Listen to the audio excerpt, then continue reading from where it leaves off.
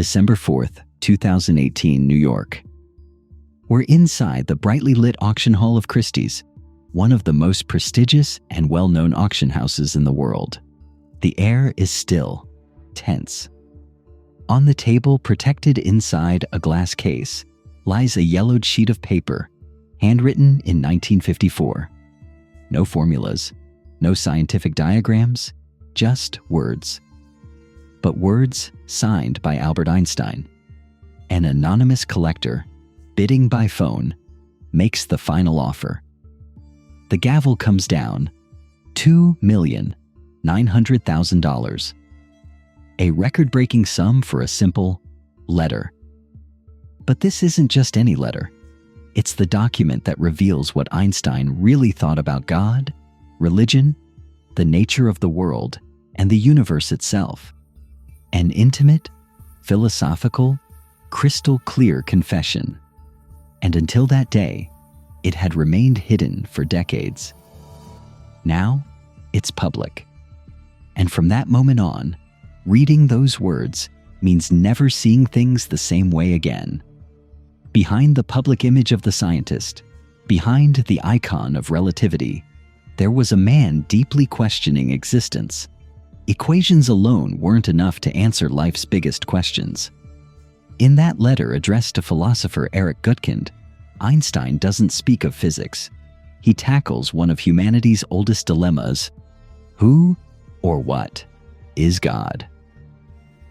The answer that emerges is simple. No white-bearded deity watching over humankind from the heavens. No divine figure handing out rewards or punishments. For Einstein, the idea of a personal God was nothing more than a reflection of human fears and hopes. A mental construct, comforting and convenient, but far too human to explain the vastness of the universe. "I believe in Spinoza's God," he once said, "who reveals himself in the orderly harmony of what exists, not in a God who concerns himself with the fates and actions of human beings." That view turns everything we've been taught on its head. God, for Einstein, isn't a being with will and emotions, but an abstract, impersonal force that permeates everything. It is the logic of the universe, the order that holds together galaxies, atoms, and thoughts. It has no face, no name, no judgment. It exists in the very way reality functions, and to understand it means tuning in to the deepest structure of the world. But this position isn't a simple rejection of the sacred. On the contrary, it's an attempt to elevate it.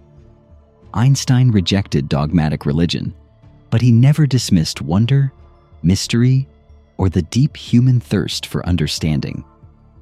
The most beautiful experience we can have is the mysterious. It is the source of all true art and science, he wrote. And in that mystery, even those who don't believe can still sense something greater, something that doesn't need a name to exist. Religion, when reduced to a rigid and untouchable system of beliefs, loses its value the moment it stops asking questions. To Einstein, any faith that closes in on itself becomes superstition. Likewise, science without ethics can turn dangerous. This is where the depth of his vision becomes clear. Science and religion aren't meant to clash. They need each other. One without the other, he said, is lame or blind. This letter from 1954 isn't just a theoretical reflection. It's a spiritual testament, a call to think independently, to abandon childish simplifications passed down through generations, and to embrace uncertainty as part of truth. And yet, Einstein didn't stop at rationality. In another, much lesser-known letter, written to his daughter Liesel, he introduced a surprising element: love. He described it as the most powerful force in the universe, capable of uniting what logic tends to separate. He wasn't talking about romantic or sentimental love, but something far more radical, an energy that flows through everything, from human relationships to the very fabric of reality.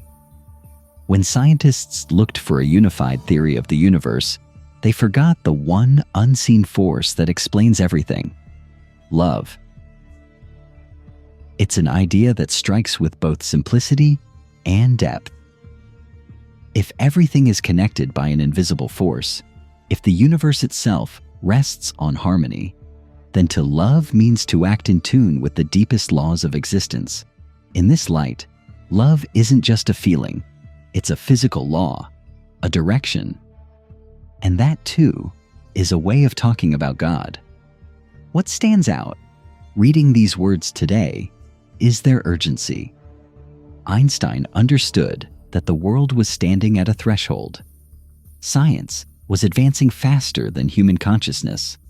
Discoveries kept multiplying, but people remained immature. Einstein said humanity wasn't yet ready to fully grasp the deeper meaning behind certain messages. It would take centuries, maybe even millennia. But he believed the time would come when humankind would be able to see the universe not only with the mind, but also with the heart. This belief in a collective spiritual evolution is perhaps the most visionary part of his thinking. And maybe, looking at the world today, he was right to think it could take millennia. It's not enough to understand how the world works. What matters is also understanding why it exists and where it's headed. The true value of a human being is determined by the degree to which they have attained liberation from the self, he once wrote. And maybe that's the key: freeing ourselves from ego, from fear, from absolute certainties, to open up to the infinite. His critique of sacred texts didn't come from arrogance, but from a need for intellectual honesty. The Bible is a collection of honorable but primitive legends, he once said. That's how he saw it: a compilation of moral and mythological stories, valuable from a cultural and historical perspective, but not a truth to place at the center of existence. That doesn't mean it should be dismissed, but read with different eyes, free eyes. Einstein respected the ethical teachings found in religion, but rejected its rigid structures, its eternal punishments, and promised rewards. He sought something more essential, more authentic, less artificial, less constructed. Even his view of the universe remains one of the most poetic ever expressed.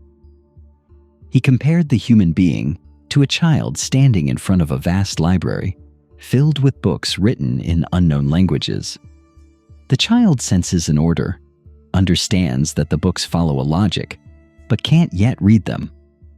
That's the humility Einstein invites us to cultivate.